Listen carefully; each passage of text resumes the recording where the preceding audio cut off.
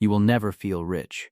It doesn't matter if you make 40,000 a year or 400,000, the feeling of enough always stays just out of reach. And that is not a flaw in you. It's the design. In the next few minutes, I'll show you the 3 psychological traps that keep every income level feeling broke. The exact moment your brain moves the goalposts. And how to actually break the loop, even if you've felt behind your entire life. Let's get into it. Here's the first thing nobody tells you about money. Your brain does not measure wealth in dollars. It measures wealth in distance. The distance between what you have right now and what you think you're supposed to have. And that second number is never fixed. It moves. Every single time you get closer, it quietly slides forward again. Psychologists have a name for this. They call it the hedonic treadmill. You get a raise, and for about 2 weeks it feels incredible. You can breathe. Then something strange happens. The new salary becomes the new normal. The excitement fades. And the number that would finally make you feel safe, it just went up too. Think about the last time you wanted something badly. A better car. A bigger apartment.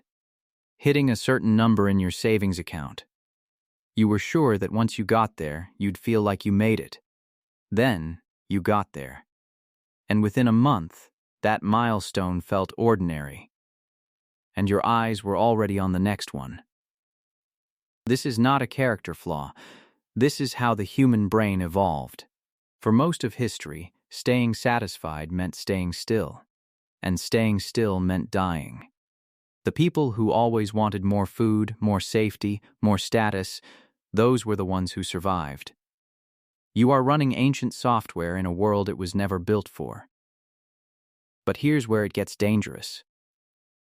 Because in that ancient world, there was no one deliberately feeding the loop. Today, there is. There is an entire economy built on top of that restless feeling in your chest, and it is extremely profitable to keep you feeling like you're almost there, but never quite. Look at the 3 levels this happens on. The first is your spending. The moment your income rises, your lifestyle rises to swallow it. Economists call it lifestyle creep, and it is relentless. A bigger paycheck arrives, and almost instantly it's absorbed by a nicer place, a newer phone, subscriptions you forgot you had. You're earning more than you ever dreamed of 5 years ago, and you still reach the end of the month with nothing left. The second level is comparison. You don't measure your wealth against your own past. You measure it against the people around you, and now, against everyone on your screen. 50 years ago, you compared yourself to your neighbors. Today, you compare yourself to the top 0.1% of the entire planet, filmed on their best day, every time you unlock your phone. And the third level is the one almost nobody sees.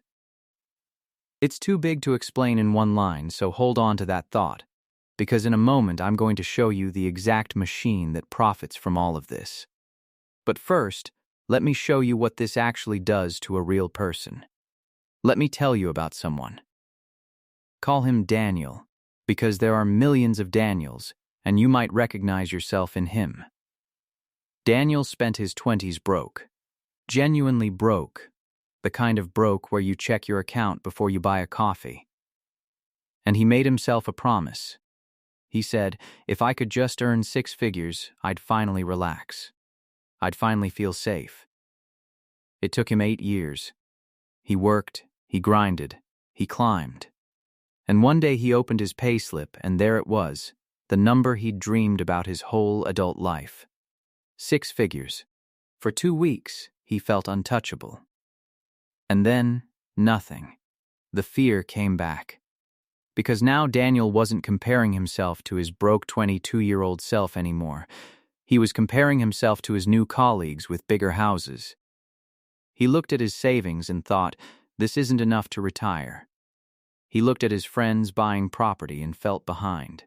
The goalpost he'd chased for 8 years had already moved, and he never even saw it happen. Here's the part that should stop you cold. Daniel is not broke. By almost every objective measure, Daniel is doing well. But Daniel does not feel rich. He feels exactly as anxious about money as he did when he was 22 and counting coins. His income multiplied by 5. His sense of enough multiplied by 5 right alongside it. The distance never closed. And if you're sitting there thinking, that would never happen to me, if I hit that number I'd feel it, I need you to hear this. That is precisely what Daniel thought. That is what everyone thinks. The belief that the next level will finally be the one is not the cure for this trap. It is the trap. Now stop for a second. Because so far this might sound like a self-help problem, like the answer is just gratitude, be thankful, want less. And if that's all this was, this video wouldn't exist. Gratitude alone is not enough, and I'll be honest about why. Because your brain doing this on its own is one thing. Your brain doing this while a trillion-dollar system actively pours fuel on the fire. That is something else entirely. That restless feeling isn't just biology anymore. It has been studied, measured, and weaponized. And that's what I want to show you next. Who profits when you never feel rich, and exactly how they keep the goalpost moving. So let's follow the money. Because someone is always on the other side of that feeling. Start with advertising. The purpose of an advertisement is not to sell you a product. It's to sell you a gap, a small, fresh wound between who you are and who you could be if you just bought this. A satisfied person is a terrible customer. A person who feels almost enough, but not quite, will spend the rest of their life trying to close a gap that was manufactured on purpose. The average person now sees thousands of these messages every single day. Thousands of tiny reminders that you are not there yet. Then there's credit. Think about how strange this is. You are offered the feeling of wealth today in exchange for your actual wealth tomorrow. Buy the car now.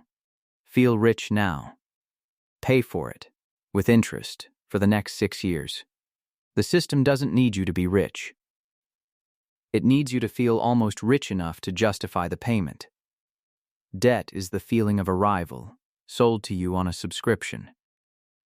And then there's the most powerful machine ever built for this, the feed. Every platform on your phone is engineered around one goal, keeping your eyes on the screen.